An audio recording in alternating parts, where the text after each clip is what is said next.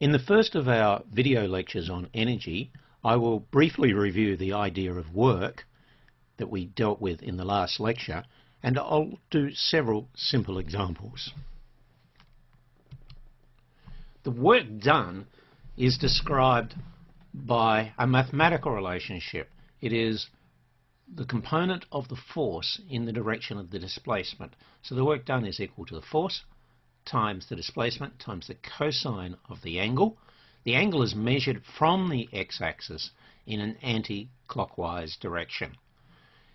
This work is equal to force times displacement times cosine of the angle is a scalar product. That means that the result of this calculation does not have a direction associated with it, only a magnitude. And it is also can be written down as something known as a scalar product, and that is something we will deal with in this series of video lectures, what a scalar product is. The unit of work is a joule, and 1 joule is the amount of work done when a force of 1 Newton is applied over a distance of 1 metre.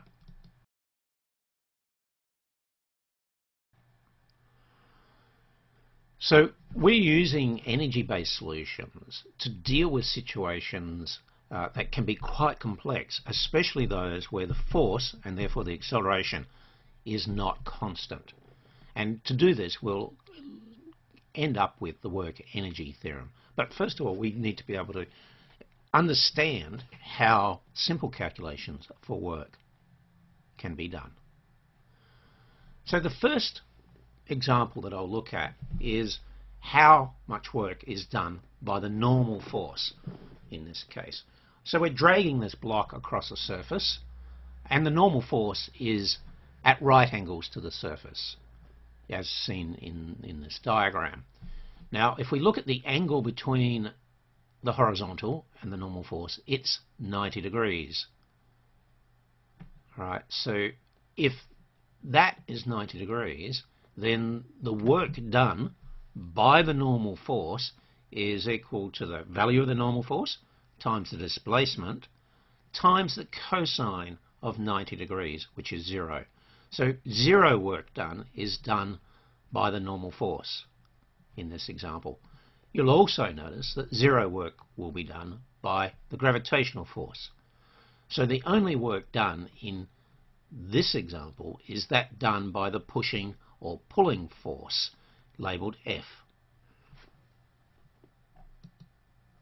So let's have a look at this situation. So we're pulling a bag along. It's basically just a slightly more real-world example of the block example I had in the previous slide. We're pulling along our suitcase, applying a force, as you can see, and we move some displacement S. So during that time, we're dealing with a constant force, all right, and we can have a look at the displacement. So the first step in that is to look at the difference between various orientations of the suitcase. So if cosine of 0, if the angle was 0, then cosine of 0 would be equal to 1, and the work would just be equal to force times displacement. If the angle is 90 degrees, then the work done is 0, the work done by that force in the direction of displacement. And if cosine is equal to minus 1, if we look at 180 degrees, then cosine of 180 is equal to minus 1. So first of all, the work done by the force is 45 newtons, the angle with the horizontal is 45 degrees, and the displacement is 75 meters. We're clearly in an airport. So we can substitute those values in straight off. The force is 45 newtons, the angle is 50 degrees, and the displacement is 75 meters. So 2,170 joules of work have been done by the person on the bag in moving it a distance 75 meters. Now, if we look at the situation for a weightlifter, for example, and they're moving the weights vertically up or down.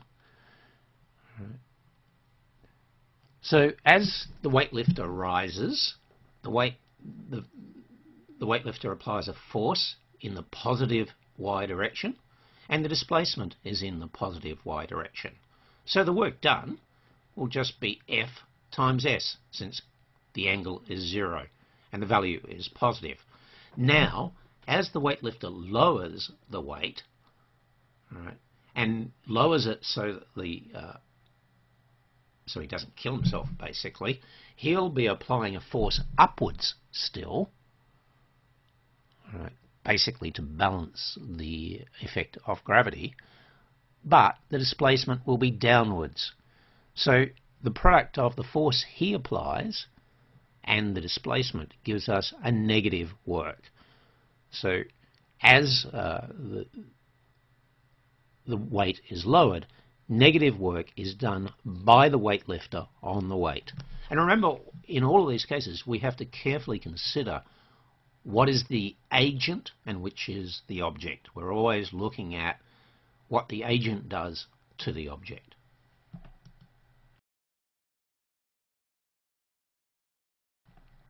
So here's our first multiple choice question.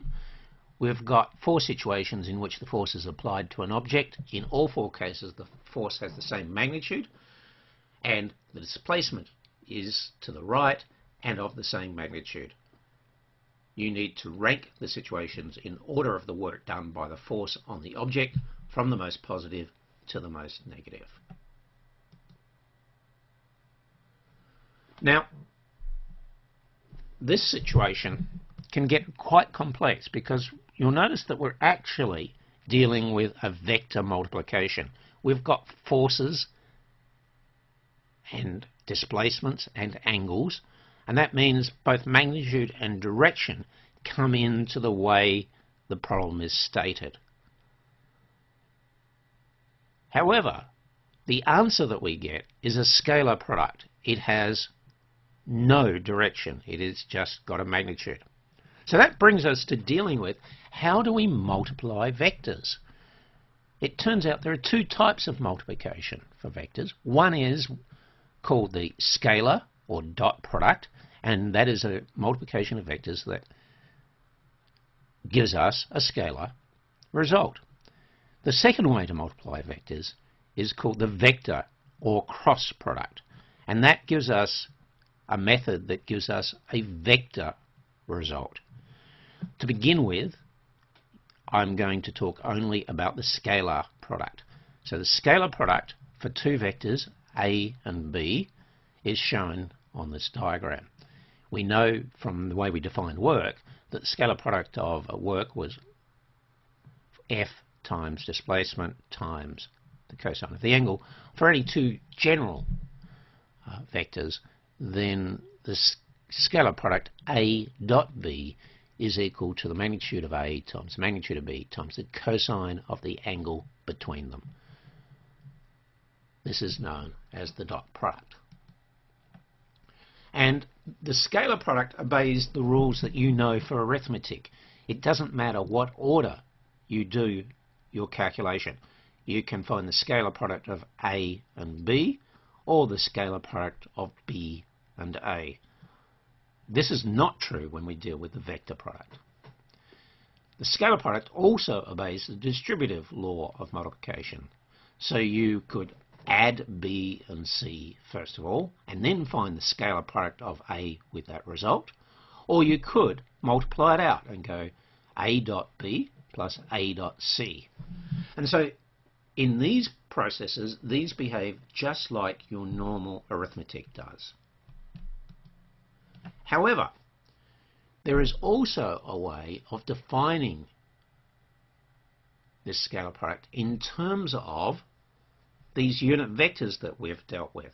If you remember, the unit vector I was 1 unit along the x direction, the unit vector j was 1 unit along the y direction, and the unit vector k was 1 unit along the z direction. So if we found the various scalar products associated with unit vectors, right, we could take that vector notation and use it to create a scalar product. So that's what we'll do. There's this property called the orthonormal property. It means that if the 2 vectors are at right angles, the cosine of the angle is 90 degrees, then the scalar product is 0. So if we take I and j, the unit vector along the x-axis and the unit vector along the y-axis, then I dot j, the scalar product, will equal 0. And you'll see the other combinations that are at right angles to each other, I and k, j and k, each give 0 for the scalar product. So when we multiply these vectors, we'll end up with 0. However, if we're looking at parallel vectors, so that the angle is 0, for example I dot I, we get I dot I is equal to 1. As each of those i's has a unit magnitude and the angle between them is 0. So I dot I, j dot j and k dot k are all equal to 1. And that means that if we go through our normal mathematical process for doing this, then we can find a result for A dot B in terms of the components of the vector. Alright, so if we take A, which is an x component, a y component and a z component, and a B, which also has an x, y and z component, we can end up with the scalar product being equal to the product AX times BX plus AY times BY plus AZ times BZ. Now, I will provide another document that shows how this explicitly comes about from these orthonormal properties. But for now, the most important thing I can tell you is that if you are given the components of two vectors, you are able to simply calculate the scalar product using this equation. A dot B is equal to AX times BX plus AY times BY plus AZ times BZ. Note that there is no I, J or K vector involved in this. This is the end result of this is a number. Alright. It is a scalar, it is the scalar product, and you will be given this formula explicitly on your formula sheet for any quiz or exam associated with this. And as far as I know, there's no way to remember this easily. There is a way to calculate it, but I don't expect you to do that. You need to be able to use this form of the scalar product. You need to be able to use both. The scalar product is AB cosine of theta, and you need to be able to express it in terms of these components. Why? Well, it turns out that in physics and engineering and other fields, scalar products come up a lot. We've already dealt with work. The work done on the object is the scalar product of a force and a displacement. The power is the scalar product of a force and a velocity. And there's a thing in magnetism called the magnetic flux, which you will come across, which is the scalar product of the magnetic field and the area of a loop. Each of these will be discussed later, but you should look at the index in your text and find out what they are and what they mean. So let's summarize what we've got. Scalar products arise throughout physics, especially when we deal with energy. The basic definition of a scalar product is A dot B is equal to magnitude of A times magnitude of B times cosine of theta. This is essentially a geometric definition, and for those of you who have done some more advanced trigonometry, this is directly related to what is known as the cosine rule. So we're coming back to force. We're coming back to the work done. The work done is the scalar product of the force and the displacement, F R cosine theta.